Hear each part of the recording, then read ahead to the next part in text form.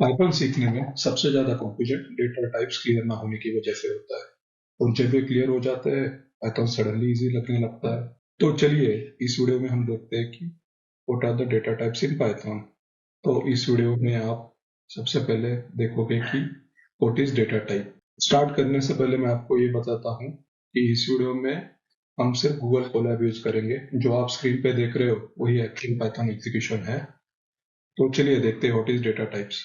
सो data type Python को ये बताता है कि वेरिएबल के अंदर किस टाइप का डेटा है और पाइथन उसे उस डेटा को कैसे यूज कर सकता है, उस डेटा के साथ क्या क्या कर सकता है। तो हम ये बोल सकते हैं कि डेटा टाइप ये डिफाइन करता है कि what kind of data variable holds and what operations can be perform on that data.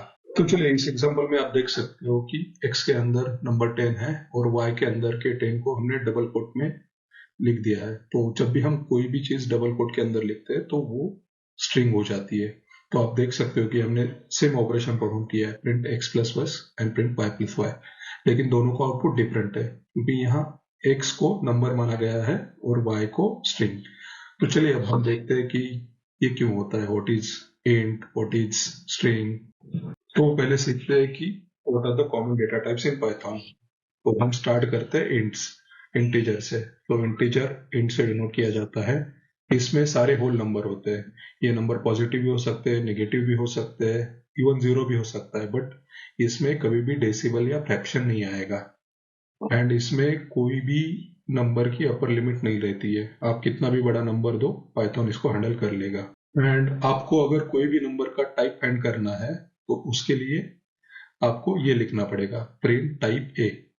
तो इसको अगर मैं रन करके देखता हूं तो आप देख सकते हो कि हमारा प्रिंट ए एन बी आया है और इसका टाइप है, ए का टाइप है इंटीजर, तो इंट लिख के आया है।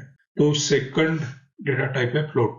इसमें सारे डेसिमल वाले नंबर आएंगे। फ्लोट नंबर हम प्राइस के लिए यूज कर सकते हैं, परसेंटेज के लिए यूज कर सकते हैं। तो इसमें इस एग्जांपल में आप देख सकते हो कि हमारा टाइप आ गया है फ्लोट। हमारा प्राइस था डेसिमल पॉइंट पे 99.99।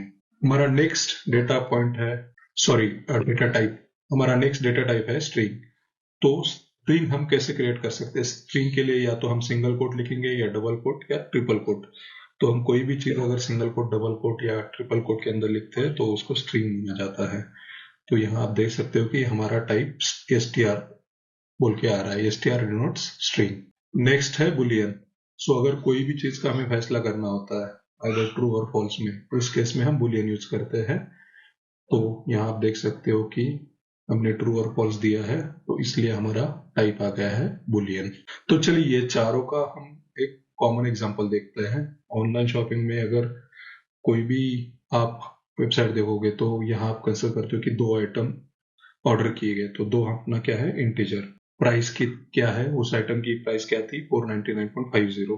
प्रोडक्ट का नाम क्या था, हेडफोन, और उसका बिल हो चुका है नहीं, इज पेड, यस। तो अगर हम इसका टाइप फाइंड करने के लिए प्रोग्राम रन करते हैं तो आप देख सकते हो कि आइटम्स का टाइप है इंटीजर, देन प्राइस जो डेसिमल में है उसका है फ्लोट, देन प्रोडक्ट जो डबल कोट के अंदर लिखा है उसका टाइप है str स्ट्रिंग, और उसका पेमेंट हो चुका है नहीं, ट्रू और फॉल्स, तो ये टाइप आएगा बुलियन। तो चलिए अब हम लिस्ट देखते हैं। लिस्ट एक कंटेनर टाइप होता है, उसमें मल्टीपल वैल्यू स्टोर की जा सकती है और चेंज भी की जा सकती है। तो लिस्ट हम कैसे क्रिएट कर सकते हैं, हम स्क्वायर ब्रैकेट के अंदर कोई भी टाइप, ये स्ट्रिंग भी हो सकता है, इंटीजर भी हो सकता है, तो वो हम लिखेंगे तो लिस्ट क्रिएट हो जाएगी। लिस्ट का एक चीज होता है, ये फ्लेक्सिबल होता है। ये आपको मैंडेटरी नहीं रखता कि आपको सेम टाइप के ही डेटा उस लिस्ट में लेना है। तो आप बोल सकते हो कि लिस्ट फ्लेक्सिबल होता है। तो इस एग्जांपल में हमारा टाइप है लिस्ट, या हमने तीन आइटम लिए थे 70, 80, 90। यही मैं अगर दूसरे डेटा टाइप ऐड करता हूँ, फॉर एग्जांपल मैंने एक बुलियन ऐड किया और बाद में एक स्क्रीन ऐड की, और इसको अगर मैं रन करता हूँ तो आप देख सकते हो कि हमारा लिस्ट बन गया है, या हमने अलग डेटा टाइप लिया है इंटीजर, बुलियन एंड स्ट्रिंग, तो भी हमारा टाइप है लिस्ट। तो हम ये बोल सकते हैं कि लिस्ट फ्लेक्सिबल होता है जिसके अंदर अलग अलग टाइप के डेटा ले सकते हैं। नेक्स्ट है टपल। टपल के अंदर भी हम अलग अलग डेटा टाइप्स का डेटा ले सकते हैं। ये पैरेंथेसिस के अंदर होता है, कोमा सेपरेटेड होता है। इसमें भी आप अगर देख सकते हो, अगर ये रन करके तो इसका टाइप आएगा टपल। तो अगर इसमें भी मैं बूलियन और कोई स्ट्रिंग ऐड करके देखता हूँ तो आप देख सकते हो कि टपल अलग अलग डेटा टाइप्स को कंसिडर करेगा और हमारा टाइप आएगा टपल। टपल में और लिस्ट में एक ही डिफरेंस रहता है, tuple can not be modified. तो हम टपल को बोल सकते हैं इम्यूटेबल, मतलब एक बार टपल बना दिया तो उसको हम चेंज नहीं कर सकते। और लिस्ट क्या होता है, लिस्ट म्यूटेबल होता है, लिस्ट हम चेंज कर सकते हैं। तो यही लिस्ट और टपल में डिफरेंस। नेक्स्ट है डिक्शनरी। डिक्शनरी में क्या होता है, की और वैल्यू एक पेयर स्टोर किया जाता है और इसमें क्या होता है, keys can not be repeated and it must be immutable. तो आप की रिपीट नहीं कर सकते हो और आपको हमेशा एक चीज याद रखनी है कि डिक्शनरी हमेशा केस सेंसिटिव होता है। अगर same name but different cases रहेंगे तो उसको डिफरेंटली ट्रीट किया जाता है। तो इस एग्जांपल में आप देख सकते हो दोनों जगह मैंने एज लिखा है, लेकिन यहाँ ये स्मॉल लेटर्स में कैपिटल लेटर्स में, तो भी डिक्शनरी ने इसको अलग अलग ट्रीट किया है।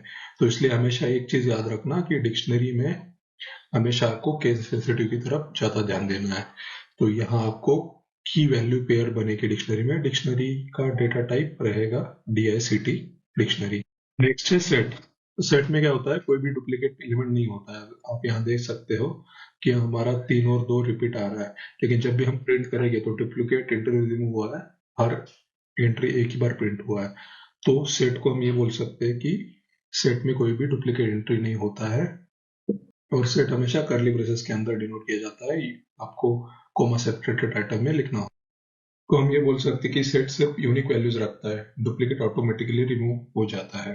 नेक्स्ट है container versus non container types. So इस क्वेश्चन के बेसिस पे पाइथन डेटा टाइप्स को कंटेनर और नॉन कंटेनर टाइप में डिवाइड करता है। अगर एक ही वेरिएबल है, एक ही वैल्यू है, तो हम बोल सकते हैं कि नॉन कंटेनर, जैसे इंटीजर हो गया, फिर अपना स्ट्रिंग हो गया। बट अगर हम लिस्ट का एग्जांपल लेते हैं तो उसमें मल्टीपल वैल्यूज होता है, सिमिलरली टपल, सेट, तो उसको हम बोलेंगे कंटेनर। नेक्स्ट आता है dynamic typing in Python. Python is dynamically type. इसका मतलब क्या होता है कि मतलब हमें टाइप लिखने की कभी जरूरत नहीं होती है।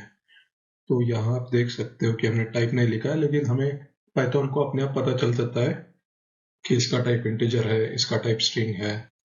नेक्स्ट है टाइप कन्वर्जन। तो कभी कभी हमें डेटा टाइप दूसरे डेटा टाइप में कन्वर्ट करना पड़ता है। तो अगर यहाँ आप देख सकते हो कि यूजर इनपुट स्ट्रिंग होता है, इसलिए कन्वर्जन बहुत कॉमन है। फॉर एग्जांपल यहाँ हमारा एज का जो इनपुट है वो स्ट्रिंग था, क्योंकि हमने डबल कोट में लिखा था। तो इसलिए जब भी हम फर्स्ट टाइम एज का टाइप प्रिंट करेंगे तो आप देख सकते हो कि str लिखा है।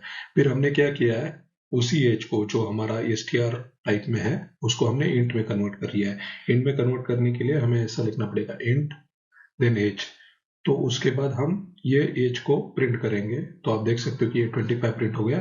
फिर इसी एज का हम डेटा टाइप फाइंड करने के लिए टाइप एज लिखेंगे, तो आप देख सकते हो कि अभी इंट हो गया, तो str का इंट कन्वर्जन हो गया है। तो ऊपर हमने एक चीज देखी थी कि म्यूटेबिलिटी और नॉन म्यूटेबिलिटी। म्यूटेबल मतलब वैल्यू चेंज हो सकती है, जैसे लिस्ट में, डिक्शनरी में वैल्यू चेंज हो सकती है, इसलिए हम उसे म्यूटेबल बोलते हैं।